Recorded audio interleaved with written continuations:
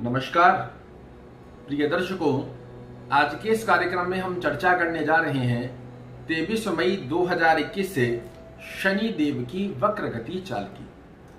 शनि देव जो कि 23 मई 2021 को अपनी ही मकर राशि में वक्री होने जा रहे हैं। इस वक्र गति चाल का मकर लग्न, कुंभ लग्न व मीन लग्न वाले जातकों पर क्या प्रभाव रहेगा, इससे संबंधित ही चर्चा आज के अध्याय में हम करेंगे। साथ ही आपको बता दूं, ये जो फलादेश आज आपके सामने लेकर उपस्थित हुआ हूं, ये आपके लग्न के ऊपर आधारित है। अगर आपको पता है आपका लग्न क्या है तो इसे लग्न से अनुसार सुनिएगा।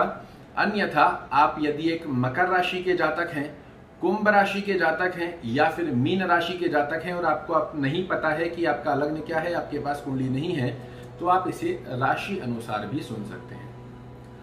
मित्रों, हम सभी लोग जानते हैं शनि देव नवग्रहों में न्याय प्रिय राजा जज की पदवी लिए हुए हैं। ये व्यक्ति को व्यक्ति के द्वारा किए गए कर्मों का फल देते हैं शनि की ढैया 7.5 में और वक्र गति अवस्था में। किस प्रकार के प्रभाव सर्वप्रथम मकर लग्न वाले जातकों को 23 मई से पूरे 141 दिनों तक देखने को मिलेंगे, सर्वप्रथम इसी से संबंधित हम चर्चा करने जा रहे हैं। मकर लग्न वाले जातकों के वर्तमान समय में लग्न के अंदर ही शनि देव संचरण कर रहे हैं, जहां बैठकर वो पंच महापुरुष राजयोगों में से एक राजयोग का निर्माण भी कर रहे हैं, जिसे हम ससा महापुरुष राजयोग के नाम से जानते हैं। किंतु 23 मई से जैसे ही शनिदेव वक्री होंगे, वक्र गति होने के साथ ही आपको कहीं ना कहीं द्वादश भाव का भी फल मिलने वाला है। ऐसे में ससा महापुरुष राजयोग बनाने के पश्चात भी मकर लग्न के यदि आप जातक हैं या फिर मकर राशि के आप जातक हैं, तो आपको चाहिए सर्वप्रथम इन 141 दिनों में अपने स्वास्थ्य का विशेष रूप से ध्यान रखने की आपको आवश्यकता रहेगी, क्योंकि जब लग्न अनुसार ये द्वादश भाव का भी फल देंगे तो कहीं ना कहीं ये हॉस्पिटलाइज खर्चे की स्थिति में वृद्धि कर देते हैं। चाहे स्वयं से संबंधित या स्वयं के परिवार से संबंधित आपको हॉस्पिटलाइज खर्चे की स्थिति बनाकर दे देते हैं।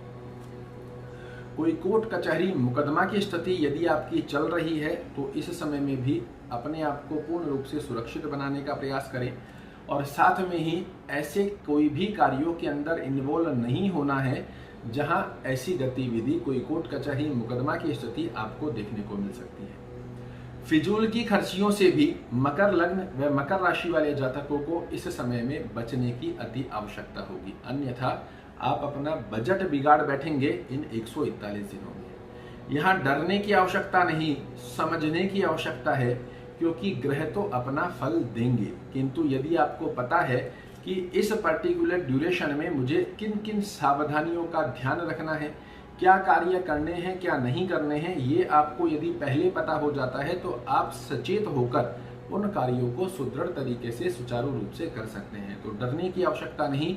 लग्नेश हैं आपके शनिदेव, आपकी कुंडली में यदि अच्छे भाव में बने हुए हैं तो निसंकोच आपको ज्यादा किसी प्रकार का प्रभाव नहीं देखने को मिलेगा, किंतु फिर भी छोटी छोटी सावधानियां और छोटे छोटे उपाय जो मैं वीडियो के अंत में बताऊंगा, यदि इनका आप पालन करते हैं तो निश्चित रूप से श्रेष्ठ लाभ आपके लिए बनकर आते हैं। तो पहली अवस्था में स्वास्थ्य का ध्यान रखें। किसी भी प्रकार की ऐसी उलझनों में अपने आप को नहीं उलझाना है जहां आपको लंबे समय तक उसका पश्चाताप युक्त स्थिति का सामना करना पड़े।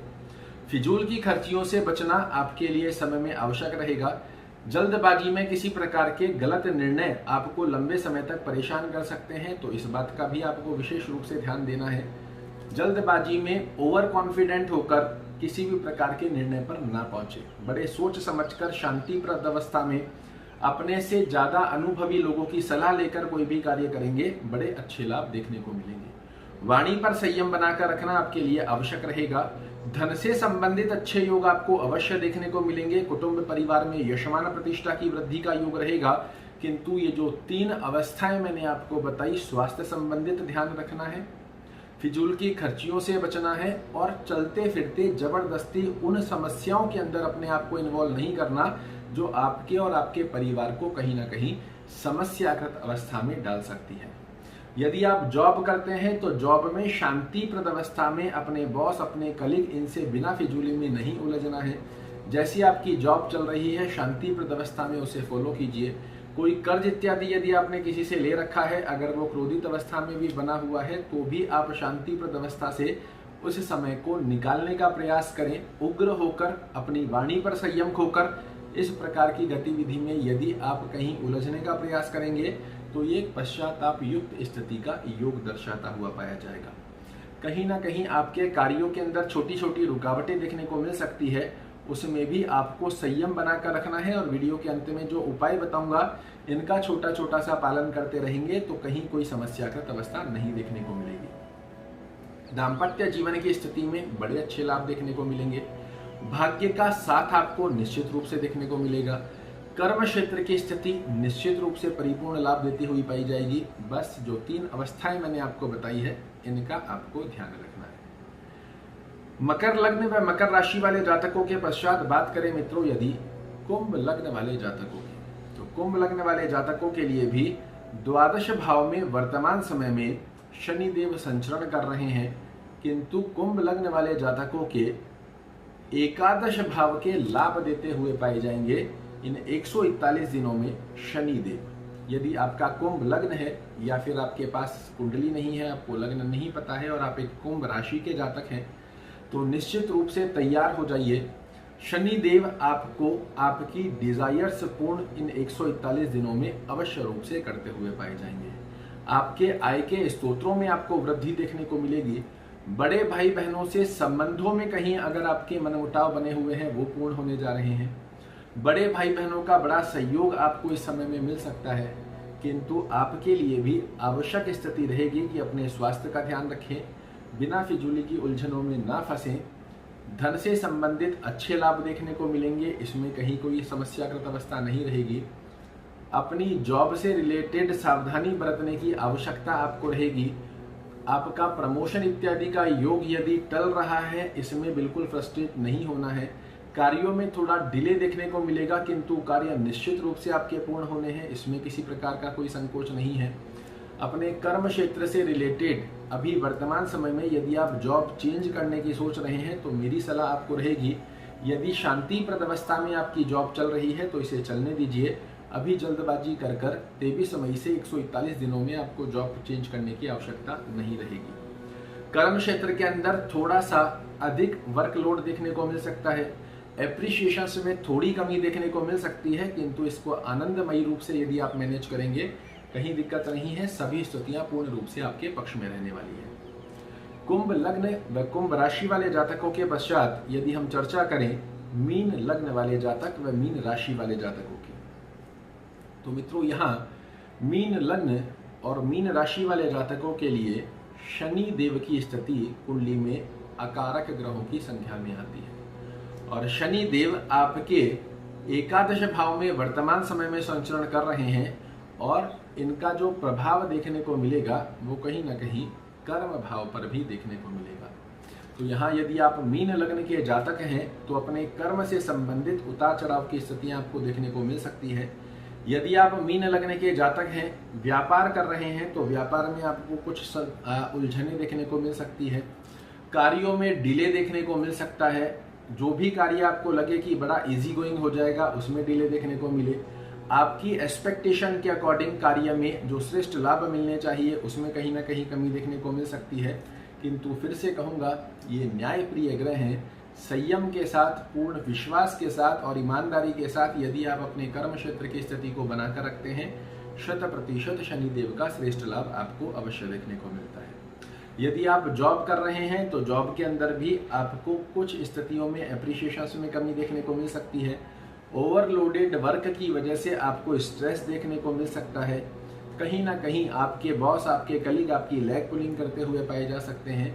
तो यहाँ पर आपको भी संयम बनाकर रखने की आवश्यकता होगी। जल्दबाजी में उग्र होकर या अपनी वाणी पर संयम खोकर किसी भी प्रकार का ऐसा निर्णय ना लें जो आपको और आपके परिवार को प्रभावित कर सकता है।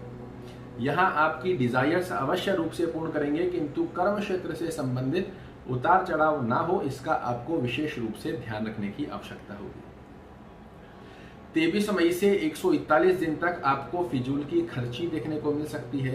स्वयं या स्वयं के परिवार से संबंधित स्वास्थ्य रूपी योगों के खर्चे देखने को मिल सकते हैं। तो मेरी सलाह रहेगी आपको, फिजूल की खर्चियां देखने को मिले वो एक अलग बात होती है, किंतु स्वास्थ्य रूपी योग में खर्चा ना देखने को मिले उसके लिए खान पीन का ध्यान रखें।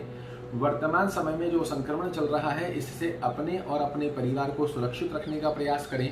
ये दोनों ही स्थिति आपके लिए एक अच्छी गतिविधि को दर्शाती हुई पाई जाएगी।